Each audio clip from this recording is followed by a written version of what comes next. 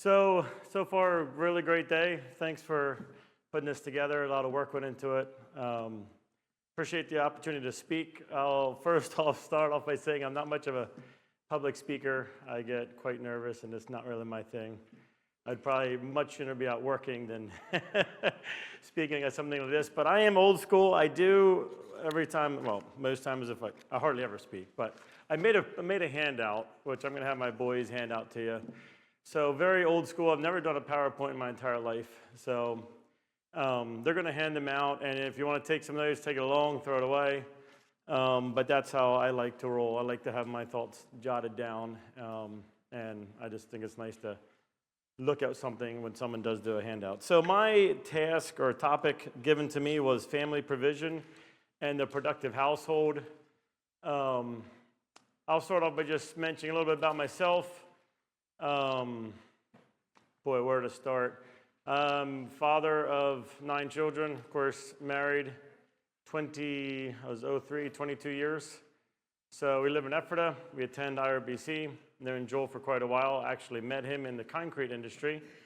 He was a concrete salesman, and I worked as a manager of a concrete business for 12 years. And I was in the office pretty much the whole time, quit cold turkey, and started my own tree service, which is exceedingly different in every shape or way from what I was doing, other than the fact that I was still running my own business. So I'm happy to get in a little of that testimony, but I'm just going to go through my notes first, see how much time is left. And he gave me some questions to think about as I prepared, and so I just put every question down and put a couple of thoughts on each question that he gave me. So first question to consider was, what is the extent of man's duty to provide for his family? And I kept that very brief, but 1 Timothy 5:8 makes it very clear. If anyone does not provide for his own, especially those of his household, he has denied the faith and is worse than an unbeliever. Of course, I believe provide there would be not just financially. He obviously has to provide security, protection, and hopefully emotional and spiritual support as well. But if you're not providing for your family, if you're worse than an unbeliever, I'd suggest it's fairly bad. So I'm gonna let that there for now. Some of the bigger questions probably: how much work is too much? You certainly heard some of these folks that were so great, so much good material today. Very encouraging to hear. I also I worked very long days. I got into apartments when I was young. The month I turned 20, I bought my first apartment. I'd saved up, believe it or not, I was making like $9 an hour, and I'd saved up like $8,000, which to me at the time was a lot of money. And found a 3-unit that I could put 5% down, which I no longer would recommend. A lot of these guys, some of the things they did, they don't recommend anymore. I would not recommend that plan. But at 20 years old, that's what my wealthy uncle advised me to do. I went and sought counsel, which I think was one of the most important things David said. Having a good mentor, I think, is so key. Go to somebody you trust. It's really hard to start and do something well that you have never done. And there's many folks out there who are doing things well. And don't follow the guy that has the talk and isn't doing it successfully himself. Seek out those who have been successful. But at any rate, I lost my train of thought big time. Apartments. Anyway, so I got into apartments, worked them, fixed them up evenings, still had my full-time job, and I held on to them. So long story short, I got up early. A lot of my career when I started my business, I was up at 4. And I did all my bookwork in the mornings, like David suggested, before the guys showed up. Worked evenings until, during that season, it was really intense. As the business grew, I eventually brought on a secretary, and a lot of my evening work then immediately vanished. But still got up early. Anyways, how much work is too much? First off, work should not and cannot crowd out God. Mark 8:36 there, for what will it profit a man if he gains the entire world but loses his own soul? Very self-explanatory. Number 2, work should not be at the expense of your wife or children. You have Ephesians 5:25. Husbands, love your wives, just as Christ loved the church and gave himself up for her, And fathers, do not provoke your children to wrath. Bring them up in the training and admonition of the Lord. If you're working all day long, you can't really care for your wife. You can't really, train your children. Again, I think there's seasons where you're a little more demanding. You're sacrificing more, as David mentioned. It's significantly better to do that when you're single, but if you find yourself married and you decide to make the plunge, hopefully there can be a season of grace. You can work extra. Some of these folks that lived years ago, had to go in the coal mines and railroads and had to leave their families for a time just to provide. And although it's not ideal, I think there's grace for seasons like that. But anyway, so work should not crowd out God, your family, and mainly it should be limited to 6 days a week.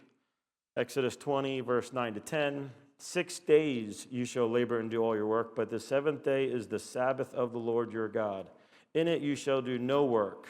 You, nor your son, nor your daughter, your male servant, your female servant, your cattle, or the stranger who is within your gates.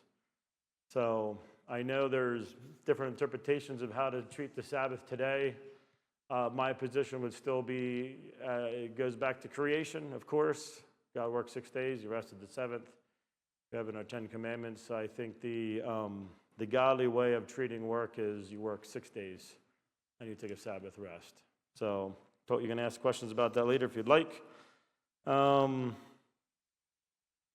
just threw a comment in there about if you have to do some work, it should be minimal. I mean, obviously there's hospitals and things, and you can talk about those types of things. But I think if you end up having a career in the hospital industry and you have to work on Sundays, there needs to be another day of rest during that week. So I think I myself don't get hung up on it must be the Sunday necessarily. That's ideal. If you have any business that would allow for that, I certainly would. But if you find yourself in an industry where you must work Sunday, then I think Saturday or Monday or whatever is appropriate. How much work is not enough? Lots and lots in the Proverbs about this. There's so much content. Just going to hit it briefly. Again, which is mentioned in the initial welcome, work was before the fall. It was given, to Adam. Work is not part of the curse. We are required to work. Work should be a blessing to us. It should be a joy. We don't work just to have financial means. And so with that, I think there's a whole mentality in our culture today of working for the weekend. I mean, it's a famous country song or whatever. And nor early retirement. You will not find any hint of retirement in the scriptures except for the guy who built up the barns and said, I'm going to take life easy, and was obviously not a good plan, according to Scripture. Otherwise, you just don't see it. And I think our culture today is hung up on the weekend. You can't wait for a 2-day weekend, which is not biblical. And early retirement, that kind of focus is not a part of it.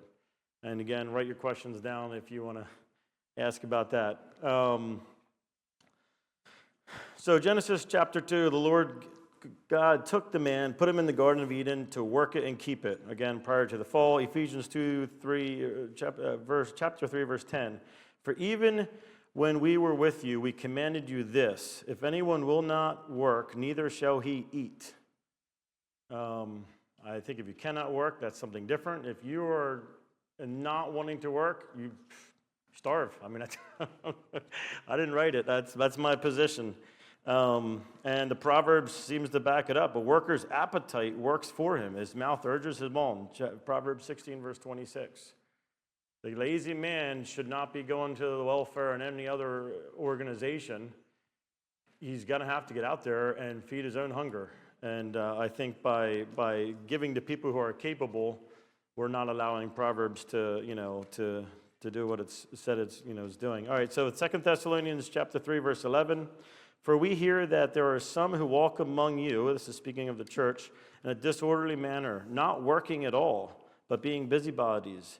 Now those who are such we command and exhort through our Lord Jesus Christ that they work in quietness and eat their own bread. And I did a little study on work in Sunday school, and it was just tons of the Proverbs. The lazy man, the slacker man. It goes on and on. The slothful man, I have here Proverbs 18, verse 9, is a brother to a destroyer. Someone who is not motivated to get up, get work done, be productive, We talked about the hard worker. There's so many people in our culture today that graduate from college or whatever, high school, and have no concept of working hard. They're just putting in their time. I've been on a very unsuccessful streak of hires the last few years. I have a couple great ones I just recently hired, thank goodness. And I mean, just had, can't show up on time. I mean, just no ability, no training, no desire to work. They're there for one thing, to get their paycheck and look at their phone at any spare moment they had. And it's just, as an employer, it's just disgusting. But a slothful man is a brother to a destroyer. These are powerful words. The destroyers are like the worst of the worst. They're burning down the cities. They care nothing about productivity. And if you're lazy and slothful, you're akin to them. Again, consider the work commandment. 6 days you shall labor. So laboring 6 days a week is a command, not a suggestion. It's not, I work 5 days, and if I can make enough and I'll be off 2 days. The command is you work 6 days. When we work 6 days a week, we imitate our Creator. Again, we don't live for the weekend. We're not for early retirement. Work is a blessing. And I'm not saying you have to have an income-producing job in your latter years. Hopefully you're helping children or grandchildren start businesses and, being productive part of your extended family and or community and church, etc. I would all consider that as work. Not fishing all day. I mean, I had an uncle who was big in retirement, and he spent weeks, months on end out fishing on the lakes up in Canada, and that was what he lived for. The same one who actually got me in the apartments, but that's another topic. So anyway, so my synopsis on working too much: I believe working 7 days a week is a sin, and working less than 6 days a week is also a sin. That would be my position. Again, you can ask me about that. I do believe that God, I think I have it later in the next page, but I'll just mention it now, did provide a lot of feasts, which for the children of Israel, which I would consider similar to a vacation. You feast for a week, and so I think there are seasons. I'm not saying you have to work 6 days a week every week of the year. There are vacation times and there's rest times, but as a typical weekly pattern, it should be, in my view, working 6 days a week. The next question, is it okay for a wife, mother, or etc. to work outside the home? Difficult to give a definitive answer there. I'm just going to give some guidelines or my general thoughts on it. I believe the husband or the father in general is the one accountable before God to ensure the material and spiritual needs of the family. Obviously, he can be injured and all. There's exceptions to every rule, but that is the main purpose that God gave, responsibility God gave to the man and the father. The wife was given as a complement to the man's duty. She is his helpmate, as we know from Genesis. No one can say the wife or mother can never work outside the home. There are situations this is necessary, but I think in a general rule, the wife is the helpmate. Obviously, she's taking care of the kids when those years come. And hopefully you're supporting your husband in his work. And I did, on the next page, print the entire, chapter, not the whole chapter, but in Proverbs 31 where it talks about the wife.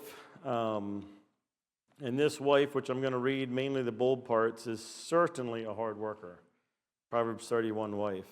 It seems to me, as I read those tasks of this wife who was exceedingly industrious and did great things for her husband and her family, most of those things can be done from home. She would have had to go out some, but who can find a virtuous wife? Very, very interesting passage.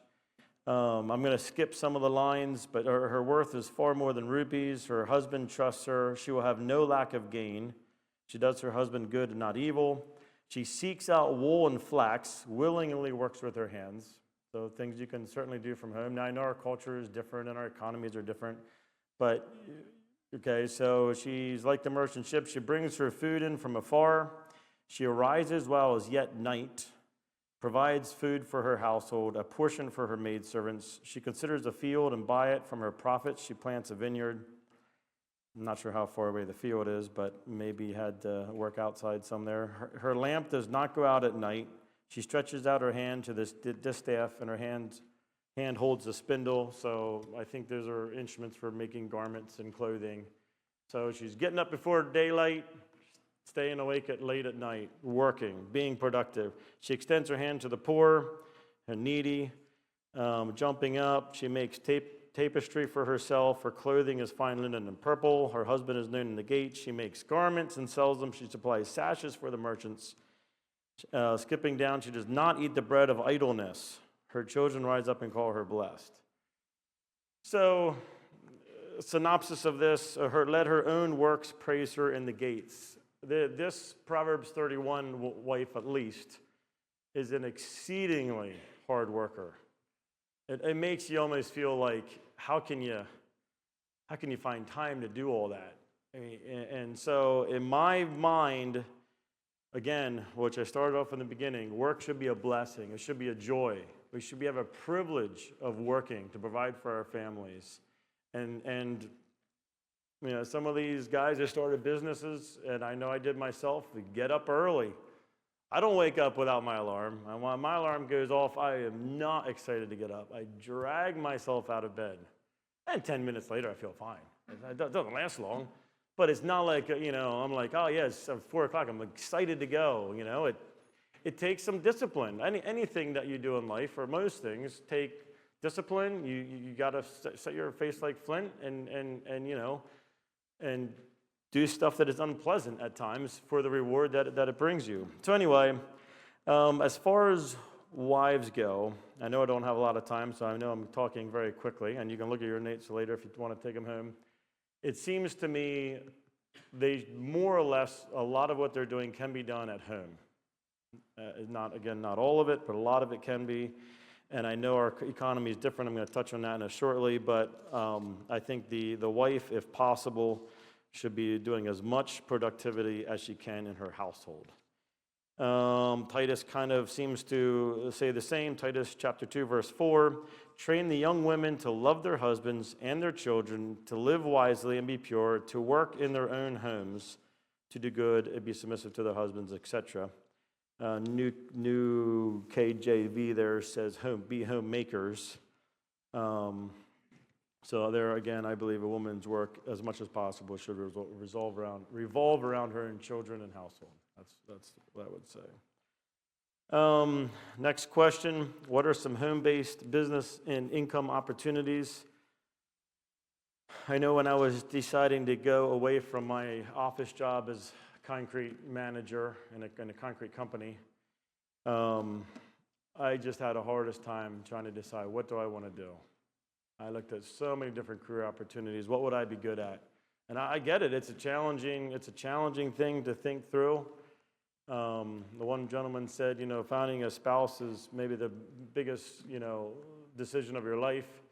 You know, if you stick with a career many years, it's certainly not as prominent as a spouse or accepting the Lord, but it's certainly a large decision to make. You jump into something, you put your heart into it, you put your resources into it. Obviously, you fail and you learn, but it's a relatively serious thing to consider. And I just threw out some things. There's so many options out there. Sat down and thought through what are opportunities. You know, barbering, farming, which is really hard with the price of land. Bakery, seamstress, sawmills, computer work, babysitting, restoring things like furniture, cars, etc., caretaking. I myself believe our public school type, you know, education system does not lend itself well for the younger girls and boys to begin working at the age I think they should be. And I think in an ideal world, the 12, 13, 15, 16-year-old girls should be doing more. It would be a wonderful thing if they did more of the caretaking, which now we ship our elderly folks off to these homes to do. I think in a more of a, which is my next point, but if you live in an area where there's people around you that are, you know, retiring and living, aging at home or with their children, that's the perfect opportunity. You know, if you need long-term care, constant care, those young girls, which are all in, you know, high school and can't do it, it would be a wonderful opportunity if they're homeschooled and have the ability. Anyway, so caretaking of elderly, which I put in parentheses, ideal job for teenage girls. mowing, cleaning, butchering, photography, dog grooming, breeding, candle making, repair shop. If you can find, like David said, just start with your guinea pig. Start with repairing your neighbor's stuff, mowing his yard. Wherever there's a need, raking leaves, start some of these things. It can progress into something entirely different down the road, but I think cultivating the joy and desire to be productive, serve your neighbor when you're young, when the children is young, is by far the best. The longer you wait, now they're 18 and 22, graduating from high school and college, the harder it is for them to learn to enjoy work. So I just touched on multi-generational households, but that was one of the questions, is it wise to have a multi-generational household? I threw a couple verses here. Proverbs chapter 17, verse 6. Children's children are the crown of an old men, and the glory of children is their fathers. If the crown of old men is their children, obviously, hopefully they're around their grandchildren.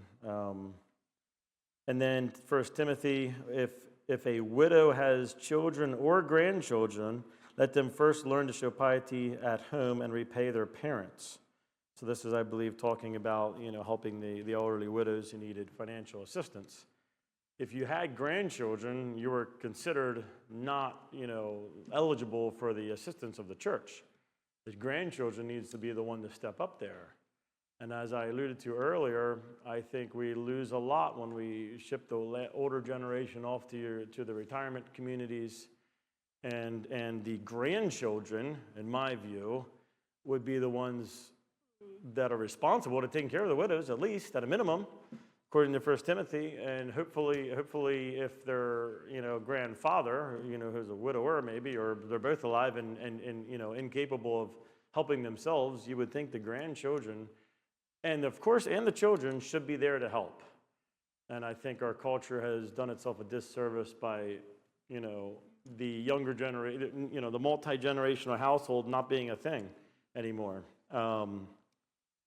Ruth, a couple of stories. Ruth is a multi-generational story.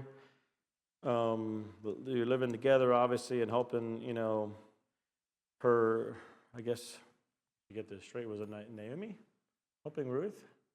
Help me out, somebody. But anyway, multi-generational story. So Numbers 36, verse 7, the inheritance of the children of Israel shall not change hands from tribe to tribe, nor for every one of the children of Israel shall keep the inheritance of the tribe of their fathers. So I'm sure most of you know all this, but God originally set it up, and I know it's nowhere like this anymore at all, where the land would eventually go back to the kin or the family that would have inherited originally in the land of Canaan. And it seemed like it was basically forcing multi-generational living, at least in close proximity. The family that had that area, it would keep reverting back to that family, and it gave a very strong reason for you to live nearby or in that land. You had to sell it because you're poor or whatever, you get it back, and you get to keep moving back to the land. And so again, I'm just grabbing a couple of verses here that seem to point. You don't have to send anything too explicit. It's certainly not sinful to move away from your family and start something else new somewhere else. But as a general rule, it seems to me the way God set up a household is multi-generational. And I think we have lost that entirely, or very close to entirely, in our culture today. Which is my last point there. I realize today's culture, properties are not set up that way. Most zoning laws do still allow for related families to live together, but it's certainly becoming less common. So if you want to have an in-laws quarters, almost all zoning areas you're allowed. Your parents are allowed to move in either in the same house or little sub-house. But as soon as they pass and move out, you can't have an unrelated party moving into most properties. Can have two unrelated people living there. So either way, today's zoning laws still allow for it. If it's something that you have a vision for, I want to set up so I can take care of my aging parents and they can be around my children and or their grandchildren, etc. There's ways to do it. Again, as most houses aren't built that way, but it's certainly possible. And last thing, I know I'm going fast. Weren't given much time, which is great because I'm not a fan of speaking. But how do we create opportunities for our children to work alongside us and to take on the established family trade? I think that's a very good question. A lot of trades, it's harder, very hard, which is, I believe it or not, is one. There's multiple reasons I decided to leave where I was at. But as I was looking for the next job, potentially starting my own business, a couple things I considered. I considered David's advice about it not being too easy to start. So I wanted something, I'd saved up some money, some cash. I had cash in the bank, my house paid for at the time, saved up money, and so I was able to, whatever I decided to do, I wanted to be able to buy some things paid off to help start my business. Well, another thing I was looking for is, can my children work alongside me in this industry? And I know we need those doctors who can't have their kids in there. I get it. We need lawyers, and you can't have your kid if you're going to pursue that path. But at least for me personally, when I was looking at different job opportunities, and I kind of narrowed it down to just a small handful. What do I want to do? I'm blank slate. I have some cash to buy some equipment. What do I want to do? I was thinking of excavating and, of course, tree service, which is what I ended up doing.